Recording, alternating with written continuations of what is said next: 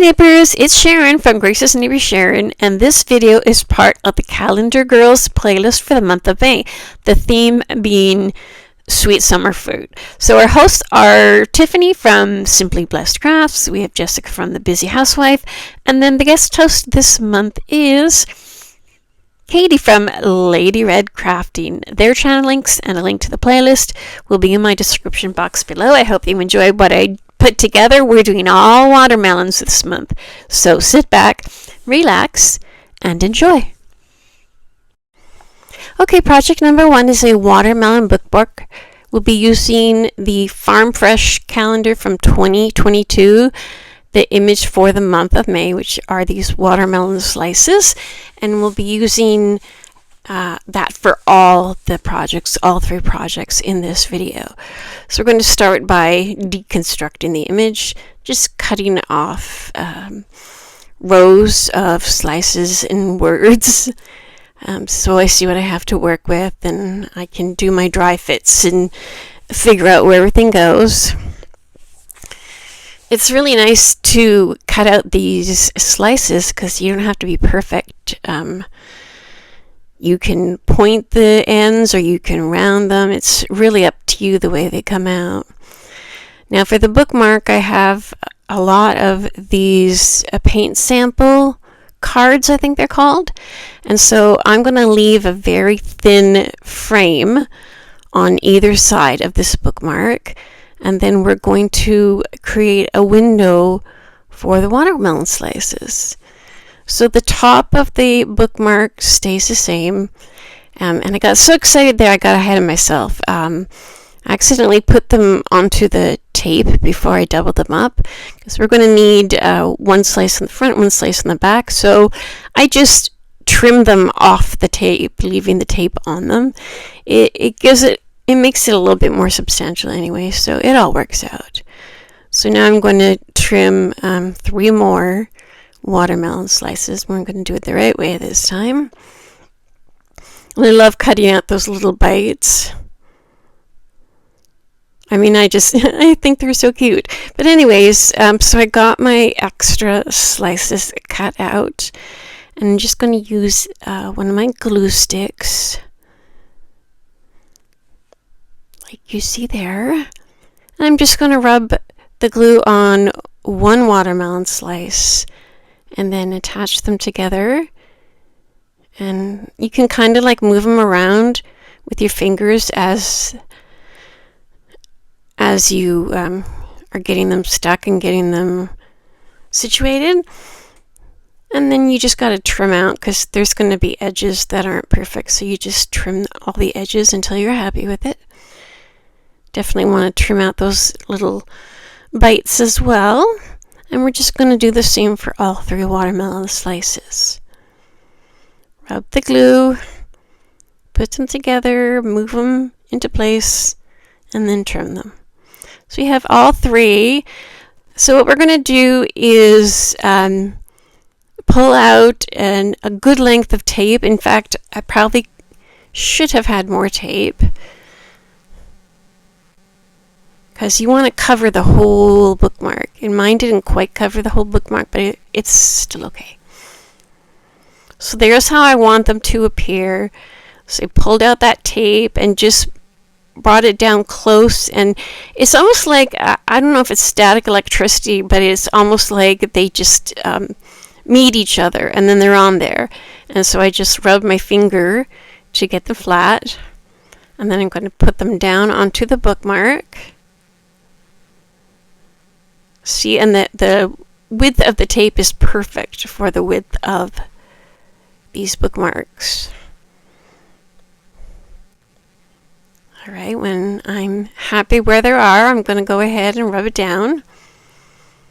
And now we just want to put another bookmark on the back, because we don't want the paint part of it to show. Sort of like a window. This is the inside of the window kind of thing. And I just used some more glue from the glue stick to get that down on there, and then rubbed it down. And I've seen this done where people do like dried flowers and they make it like a real window.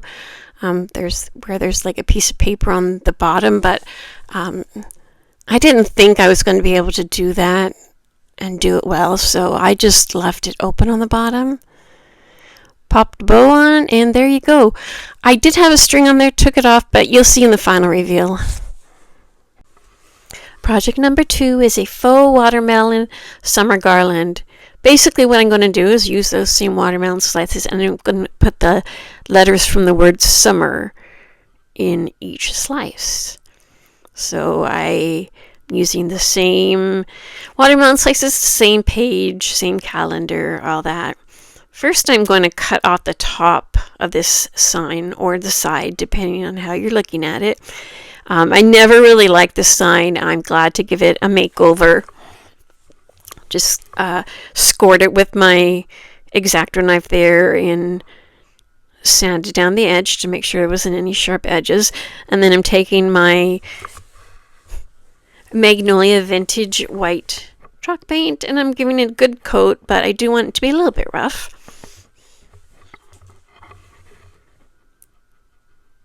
So once I was happy, I went and grabbed my watered down burnt umber acrylic paint, and it's kind of funny, I didn't really check to make sure the white was totally dry, and it wasn't, but it ends up giving it a really cool look. So first I'm taking a regular paintbrush. I'm just going to spread that burnt umber so there's not a lot of dark patches, and then I'm using a really damp baby wipe. I just started wiping it down and bringing up some of the white, and what happened is as I'm rubbing away the burnt umber, the pink is showing through because of that white being a little tacky still, and I actually really like how that looked. Now off camera I glued my watermelon slices to a book page and then cut them out. I wanted to make them a little bit bigger, a little more substantial. That's what they look like on the back. And I've been wanting to work with book pages, so this was one of my first tries. Okay, I'm going to go ahead and give the front of the slices a coat of Mod Podge because I want that there before we do the letters. I really, really, really don't want these stencils to stick on the paper, so I went ahead and make sure that Mod Podge was dry, but also I fuzzed those letters on my shirt like 5 or 6 times. And I'm cutting them in rows rather than individual letters because I want to make sure I have lots of sticky parts of the stencil to get it down nice and firm. And there's no bleeding, and it came out totally wonderful. I'm very, very happy with how this looks. And I'm going to do that the same way for all the letters. Now for the letter M, I have to work fast because there's 2 of them, and you don't want that paste to dry in the stencil. That's going to limit the number of good uses that you get out of it. So quickly pasted the second M. And actually, you know, I'm pausing this video because I'm running to clean off those stencils before I get going with the next one. Now, I actually did this part 3 times before I finally did it the good way and the right way. So this was my 3rd try. First time I had glued them on the sign and I forget what was wrong, but I ended up having to undo it. And then the second time I wanted beads in between, and I spent all this time, you know, deciding on the color and how many of each. And then it ended up, it was way too long. So this is the 3rd try. We're just going to do the watermelon slices. We're going to make sure the 2 M's are in the middle, because that will be the middle of the sign, because it's a 6-letter word. So I went ahead and did the whole thing, and I glued the slices on the twine. And it's a good thing I did, because I actually end up undoing it and giving the rope a little bit more slack, because you'll see in a second here, the garland is too close to the embellishment. So I just wanted it to droop down a little bit more. These are the flowers that I used instead of the same old bow. I purchased a lot off eBay. I made an offer of 25% off the original price, and it was accepted. So I'm having a lot of fun figuring out how I'm going to use these. There's like ribbon flowers and roses and hearts and bows. So just going to smush them all in together, and then I'm going to take a couple of lamb's ear leaves and stick them underneath there. I cut off the pointed edge so it was easier to get under the flowers there. And look how that looks. I think it just totally elevates this project. There I am fixing the garland, making it hang a little bit lower.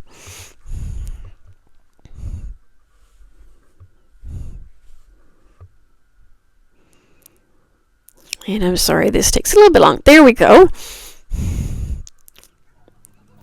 Okay, now I'm going to use my drill to make some drill holes. And then I'll come in with a little bit thicker piece of twine to make the hanging rope.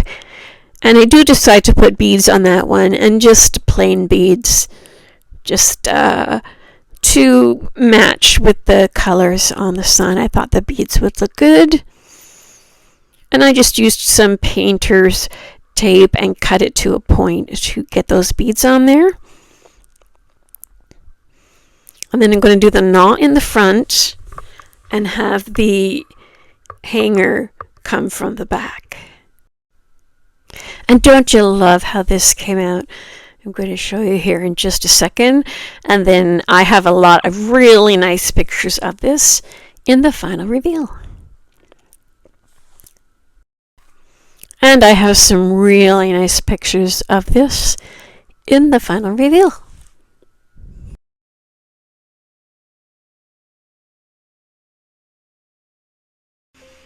Okay, project number 3. This is our third and final project. I call it the watermelon cutting board faux garland. We call it faux garland because the garland, if it was a garland, it would be by itself on the wall, but I'm going to put it on this cutting board.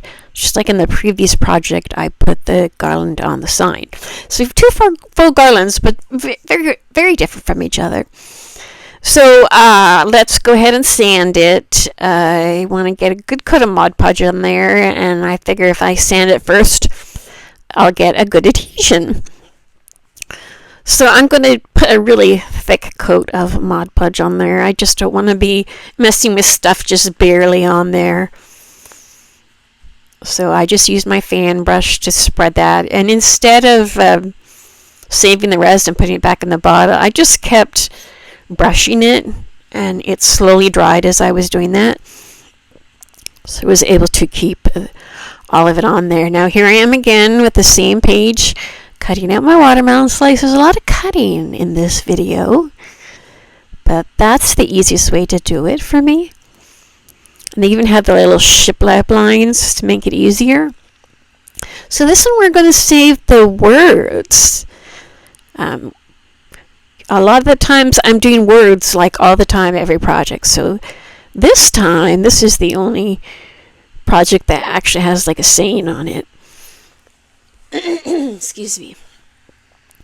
So got all my little slices trimmed out, and I decided to put the two lines next to each other, like one on top of the other. So I'm doing a dry fit here underneath the wood because it's still wet.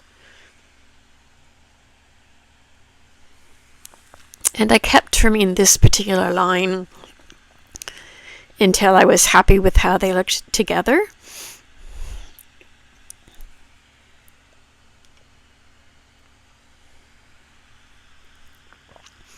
And I didn't want to fussy cut it because I didn't want the black part of the words to be against the wood. I wanted that white background on it because I liked how that looked better than it would have looked with just black. Alright, I'm using my ruler again. Oh my goodness. Just trying to figure out where the center is, which is kind of like the thing with garlands. You kind of want everything centered so it doesn't look lopsided. So that's why I've been using my ruler. I'm taking my Hippo heat press. I'm going over it a bunch of times. And we got a good adhesion there, and then I left that to cool off a little bit and worked on my watermelon slices. Now this time I only have 5 slices, so it's much easier to figure out the middle, as I just put the middle slice right in the middle that I measured. And then we just work from one side to the other. And see, I learned my mistakes. I'm gluing the slices right on the garland rope, the hanging rope for the garland. There's some magic coming. Boom! And now we have 5 slices. And I'm just going to do like I did for the sign, only this time I wanted to see if the stapler would work. And it was okay, but it didn't go down all the way. I think it was just because of the way I was pressing it. So I went ahead and knotted it there as well. I think I come back with some glue too. I kind of stress about things being attached. So there's some more of those floral embellishments. And I just decided to do 3 flowers on the top here. It just felt like it needed something up there. And I really wanted to stay away from bows in this video. I'm a 2-glue kind of gal, so I did actually have 2 kinds of glue on that. The tacky glue and the hot glue. Now I enjoy having hanging ropes come from drill holes. I just feel a lot better about it, you know, being a permanent hanging solution. I barely had enough ribbon there, but I managed to get 2 knots on the back, and it's tight, but it looks great. And I have, again, I have a lot of really nice pictures of this in the final reveal.